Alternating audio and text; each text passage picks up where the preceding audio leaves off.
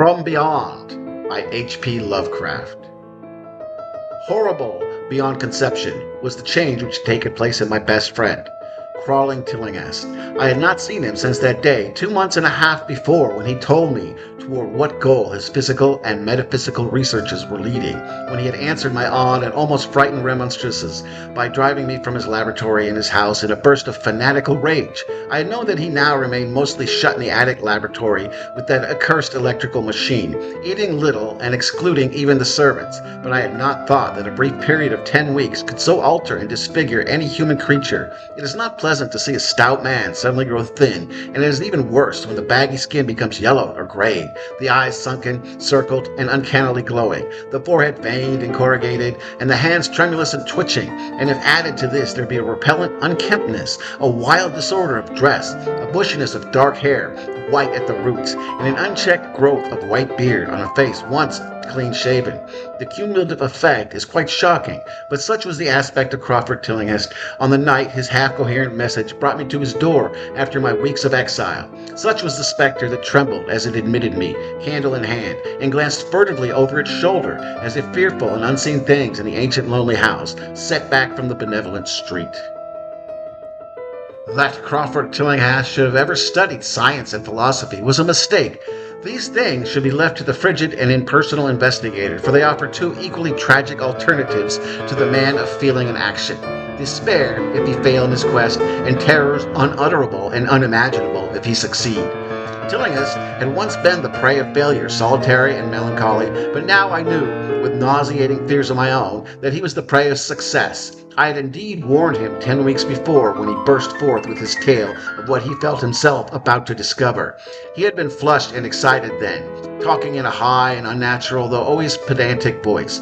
"What do we know," he said, "of the world and the universe about us? Our means of receiving impressions are absurdly few, and our notions of surrounding objects infinitely narrow. We see things only as we are constructed to see them, and can gain no idea of their absolute nature. With 5 feeble senses we pretend to comprehend the boundlessly complex cosmos. Yet other beings with wider, stronger, or different range of senses might not only see very differently the things that we see, but we might see and study the whole worlds of matter, energy, and life, which lie close at hand, and yet can never be detected with the senses we have. I've always believed that such strange, inaccessible worlds exist at our very elbows, and now I believe I have found a way to break down the barriers. I am not joking. Within 24 hours, that machine near the table will generate waves acting on unrecognized sense organs that exist in us as atrophied or rudimentary vestiges. Those waves will open to us many vistas unknown to man, and several unknown to anything we consider organic life. We shall see that at which dogs howl in the dark, that at which cats prick up their ears after midnight. We shall see these things and other things with no breathing creatures yet seen. We shall overlay time, space, and dimensions, and without bodily motion peer to the bottom of creation." When Tillinghast said these things, I remonstrated, for I knew him well enough to be frightened rather than amused, but he was a fanatic and drove me from the house. Now he was no less a fanatic, but his desire to speak had conquered his resentment, and he had written me imperatively in a hand I could scarcely recognize as I entered the abode of the friend so suddenly metamorphosed into a shivering gargoyle. I became infected with the terror which seemed stalking in all the shadows. The words and beliefs expressed 10 weeks before seemed bodied forth in the darkness beyond the small circle of candlelight, and I sickened at the hollow, altered voice of my host. I wished the servants were about, and he did not like it when he said they had all left 3 days previously. It seemed strange that old Gregory, at least, should desert his master without telling, as a tried friend as I. It was he who had given me all the information I had of Tillinghast after I was repulsed in rage. Yet I soon subordinated all my fears to my growing curiosity and fascination. Just what Crawford Tillinghast now wished of me I could only guess, but that he had some suspended secret or discovery to impart I could not doubt. Before I had protested at his unnatural pryings into the unthinkable, now that he had evidently succeeded to some degree, I almost shared his spirit. Terrible though the cost of victory appeared. Up through the dark emptiness of the house, I followed the bobbing candle in the hand of his shaking parody of a man. The electricity seemed to be turned off, and when I asked my guide, he said it was for a definite reason. It would be too much. I would not dare, he continued to mutter. I especially noted his new habit of muttering, for it was not like him to talk to himself. We entered the laboratory in the attic, and I observed the detestable electrical machine, glowing with a sickly, sinister, violet luminosity. It was connected with a powerful chemical battery, but seemed to be receiving no current, for I recall that in its experimental stage it had sputtered and purred when in action.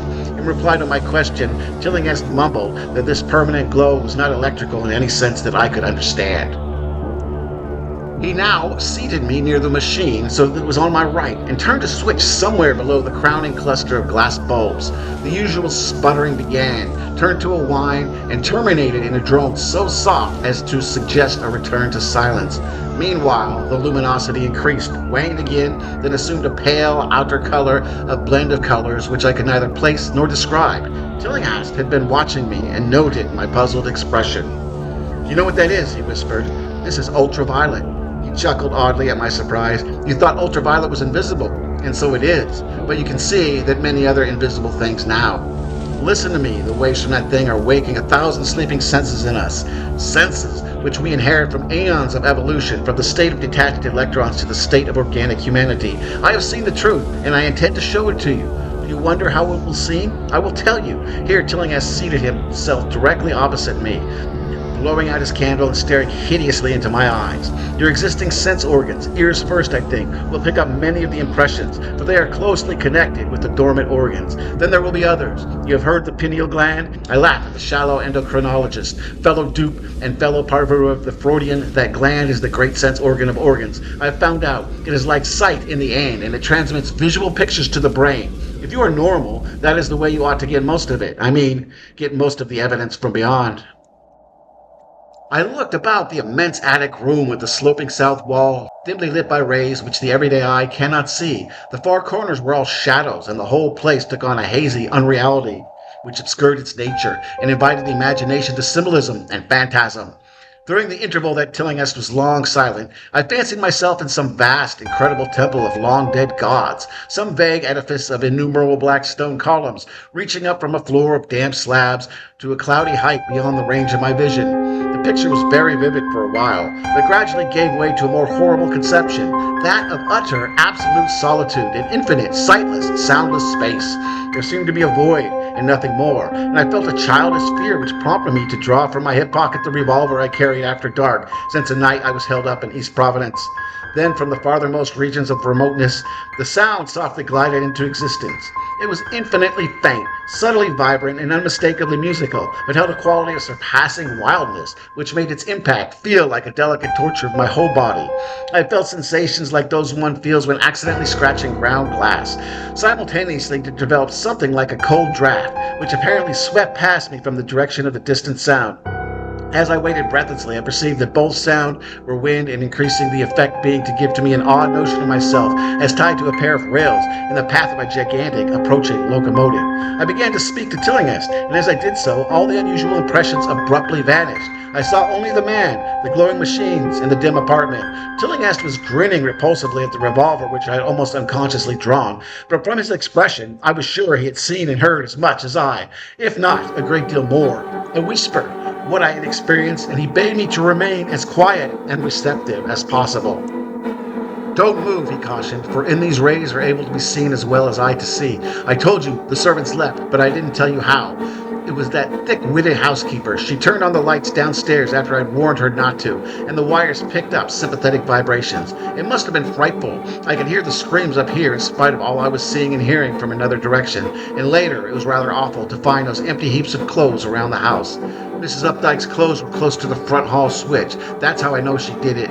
It got them all. But so long as we don't move, we're fairly safe. Remember, we're dealing with a hideous world in which we are practically helpless. Keep still."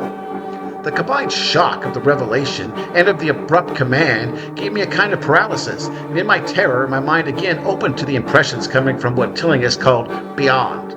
I was now in a vortex of sound and motion, with confused pictures before my eyes. I saw the blurred outlines of the room, but from some point in space there seemed to be pouring a seething column of unrecognizable shapes or clouds, penetrating the solid roof at a point ahead and to the right of me. Then I glimpsed the temple-like effect again, but this time the pillars reached up into an aerial ocean of light, which sent down one of the blinding beam among the path of the cloudy column I had seen before. After that, the scene was almost wholly kaleidoscopic, and in that jumble of sights, sounds, and unidentified sense impressions, I felt that I was able to dissolve or in some way lose the solid form. One definite flash I shall always remember. It seemed for an instant to behold a patch of strange night sky, filled with shining, revolving spheres. As it recorded what I saw, the glowing suns formed a constellation or galaxy of settled shape. This shape being the distorted face of Crawford's Tillinghast. In another time, I felt that the huge animate thing brushing past me and occasionally walking or drifting through my supposedly solid body, and I thought I saw Tillinghast look at them as though his better trained senses could catch them visually. I recalled what he said of the pineal gland and wondered what he saw with his preternatural eyes. Suddenly, I myself became possessed of a kind of augmented sight. Over and above the luminous and shadowy chaos arose a picture, through high, vague, held the elements of consistency and permanence. It was indeed somewhat familiar, for the unusual part was superimposed upon the usual terrestrial scene, as such a cinema view may be thrown upon the painted curtain of a theater. I saw the attic laboratory, the electrical machine, the unsightly form of Tillinghast opposite me, but all the space unoccupied by familiar objects, not one particle was vacant. Indescribable shapes, both alive and otherwise, were mixed in disgusting disarray, and close to every known thing there were whole worlds of alien, unknown entities. It likewise seemed that all the known things entered in the composition of other unknown things and vice versa. Foremost among the living objects were inky jellyfish monstrosities, which flabbily quivered in harmony from the vibrations from the machine. They were present in loathsome profusion, and I saw to my horror that they were overlapped, that they were semi-fluid and capable of passing through one another and through what we know as solids. These things were never still. They seemed to ever floating about with some malignant purpose. Sometimes they appeared to devour one another, the attacker launching itself at its victim and instantaneously obliterating the latter from sight. Shudderingly, I felt that I knew what had obliterated the unfortunate servants, and could not exclude from the thing from my mind as I strove to observe what other properties of the newly visible world that lies unseen around us. But Tillinghast had been watching me and was speaking. "You see them? You see them? You see the things that float and flop about you and through you every moment of your life? You see the creatures that form what men call the pure air and blue sky. Have I not succeeded in breaking down the barrier? Have I not shown you worlds that no other living men have seen?"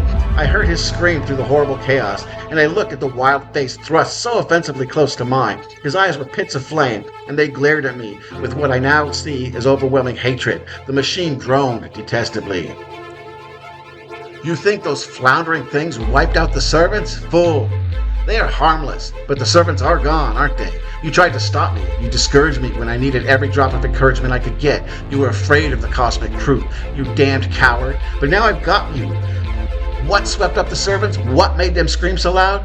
Don't know, eh? You'll know soon enough. Look at me. Listen to what I say. Do you suppose there are really any such things as time and magnitude? Do you fancy there are such things as form or matter? I tell you, I have struck depths that your little brain can't picture. I have seen beyond the bounds of infinity and drawn down demons from the stars. I have harnessed the shadows that stride from world to world to sow death and madness. Space belongs to me, do you hear? Things are hunting me now, the things that devour and dissolve, but I know how to elude them. It is you they will get, as they got the servants. Stirring dead, sir? I told you it was dangerous to move. I have saved you so far by telling you to keep still, saved you to see more sights and to listen to me. If you had moved, they would have been at you long ago. Don't worry, they won't hurt you. They didn't hurt the servants. It was the seeing that made the poor devils scream so. My pets are not pretty, for they come out of places where aesthetic standards are very different. Disintegration is quite painless, I assure you, but I want you to see them. I almost saw them, but I knew how to stop. You were curious. I always knew you were no scientist. Trembling, eh? Trembling with anxiety to see the ultimate things I have discovered. Why don't you move, then, huh? Tired? Well, why don't you, my friend? For they are coming. Look, look, you cursed fool, look. It's just over your left shoulder. What remains to be told is very brief, and may be familiar to you from the newspaper accounts. The police heard a shot in the old Tillinghast house and found us there, Tillinghast dead and me unconscious. They arrested me because the revolver was in my hand, but released me in 3 hours after they found it was apoplexy, which had finished Tillinghast, and saw that my shot had been directed at the noxious machine, which now lay hopelessly shattered on the laboratory floor. I did not tell very much of what I had seen, for I feared the coroner would be skeptical. But from the evasive outline I did give, the doctor told me that I had undoubtedly been hypnotized by the vindictive and homicidal madman. I wish I could believe that, Doctor. It would help my shaky nerves. If I could dismiss what I now have to think of as the air, the sky about me and above me, I never feel alone or comfortable, and a hideous sense of pursuit sometimes comes chillingly on me when I am weary. What prevents me from believing the doctor's one simple fact? That the police never found the bodies of those servants, who they say Crawford Tillinghast murdered. Hey guys, thanks very much for watching. I don't know. I think the sound on this one's not going to be good. There's something wrong with my microphone. Anyhow, I'm going to use it anyway. Oh, it's a lot of work. Thanks for watching. Goodbye.